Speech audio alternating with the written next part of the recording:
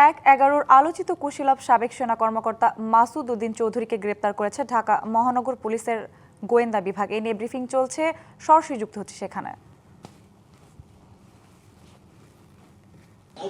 এটা আপনি জানেন যে এটা মানিরুল সিআইডিতে দুদক এটা নিয়ে একটা অনুসন্ধান চালাচ্ছে এই জিনিসটা ওনারা দেখতে পারবেন।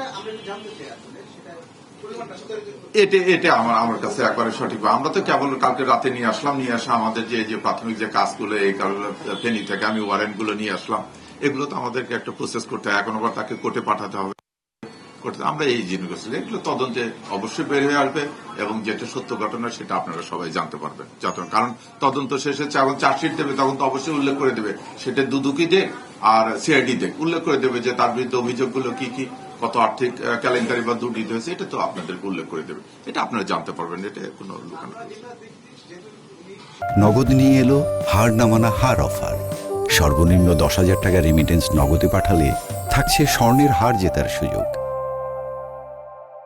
আমি শুরুতে বলে যে গণতান্ত্রিক ধারা অব্যাহত রাখা এবং ন্যায় বিচার নিশ্চিত করবে, আইনের যে সঠিক প্রয়োগ এটা আমরা নিশ্চিত করব। আমরা কোনো ব্যক্তি বিশেষ বা কারো পজিশন করি না, আমরা দেখি তার অপরাধের গুরুত্ব, তার কৃতকর্মের গুরুত্বটা, এটার উপর সর্বাধিক গুরুত্ব দিয়ে আমরা তদন্ত করি এবং সে হুএভার এমবিবি আইনের দৃষ্টিতে একজন দিনমজুরও যেরকম বা রিকশাওয়ালা যেরকম, আমি কাউকে ছোট করতেছি না, তারপরে যে দেশের সর্বোচ্চ ব্যক্তি পর্যন্ত সেও সেরকম, সবার ন্যায় বিচার এবং আইনের অধিকার পাওয়া একটা অধিকার আছে এবং এটা আমরা নিশ্চিত করব। বাংলাদেশ পুলিশ একটা পেশাদার অর্গানাইজেশন, আমরা বাংলাদেশ পুলিশের তরফ থেকে এটা নিশ্চিত করব।